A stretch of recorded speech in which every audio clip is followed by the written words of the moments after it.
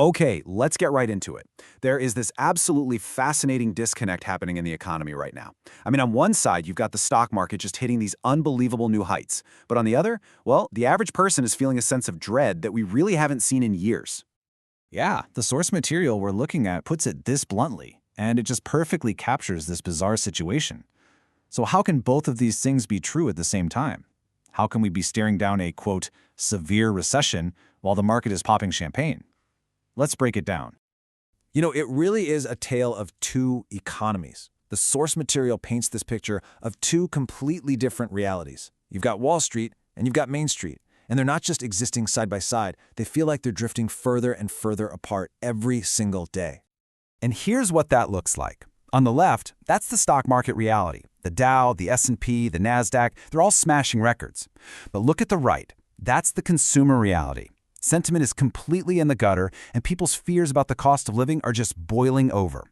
This isn't a small gap, folks. It's a chasm. To really sound the alarm on the latest consumer data, the source material uses this incredibly powerful phrase. It's basically saying, look, we are way past the point of simple warning signs. It calls the data an insane and terrifying signal that something is fundamentally wrong on Main Street. So what's causing all this alarm? It's this number, 55.4. This is the latest reading from the University of Michigan's closely watched consumer sentiment survey, and it just wildly missed what everyone was expecting. A score this low, historically, it really only points to one thing: a pretty severe recession.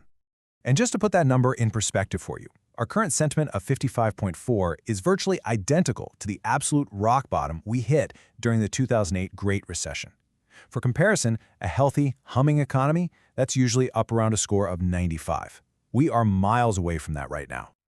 And look, this isn't just about how people are feeling. It's backed up by some pretty hard data.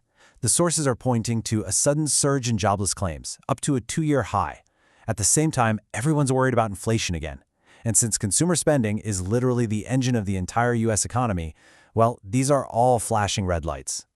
So with all that bleak consumer data as a backdrop, how on earth is the market still hitting these crazy records?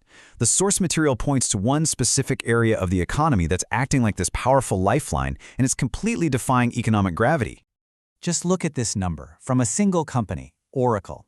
This is what's telling the other side of the story. It represents the value of their future revenue that's already under contract. And it's exploded by 359% to almost $500 billion. If you want to see the AI infrastructure boom in a single number, this is it. Now, that huge number comes from something called RPO, or Remaining Performance Obligations. And this isn't just some pie-in-the-sky projection. It is the total value of business that's already been sold and is under contract. For Oracle, that $455 billion backlog is like pre-selling more than 6 years' worth of their current annual revenue, and it's almost all driven by massive long-term AI contracts. And that brings us to the core investment idea that's highlighted in the source material. Forget all the speculative, flashy AI apps for just a moment. The real, tangible boom, the thing you can actually see in the numbers, is in the foundational infrastructure. It's the picks and shovels, the AI plumbing, that this entire revolution is being built on. So, how did this all build into an actual strategy for you? I mean, given this incredibly divided market, one part is booming, the other part feels like it's busting, the source material suggests a very specific way to navigate all this volatility. The source advocates for what it calls a barbell strategy. And it's a great visual, right? Think of a barbell with heavy weights on both ends and nothing in the middle. So on one end, you're aggressive. You're going long on those AI infrastructure plays. But on the other end, you're being highly defensive. You're raising cash, and you're actively hedging against those very real risks that the consumer data is screaming about. And this quote just captures that defensive mindset perfectly. The whole point isn't to try and guess the exact day the market might turn. It's about being prepared. It's about having insurance in place so that if a drop does happen, you're actually in a position to capitalize on it, not get crushed by it. And the need for that defensive strategy gets reinforced by one last thing the source highlights: the political wildcard. This just adds a whole new layer of volatility and risk into the equation for investors. What this means is that investors aren't just trying to figure out economic data anymore. Now you're also dealing with the impact of tariffs pushing costs up, this massive national deficit, and all this political pressure being put on the Federal Reserve.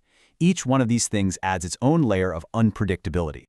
To really illustrate one of these risks, the idea of media consolidation, the source includes this really fascinating analysis. It's written in this highly stylized, satirical tone that it actually attributes to an AI persona it calls Hunter S. AGI. Now, this piece of analysis, it focuses on a potential merger between Paramount, Skydance, and Warner Bros. Discovery. And the piece argues, using historical examples from countries like Hungary and Turkey, that a move like this could end up consolidating news sources for over 200 million Americans, creating what it calls a powerful propaganda tool instead of an independent source of information. And all of that brings us right back to the central question here. In a market this divided, where does the smart money go? With the record highs, or with the recession warnings?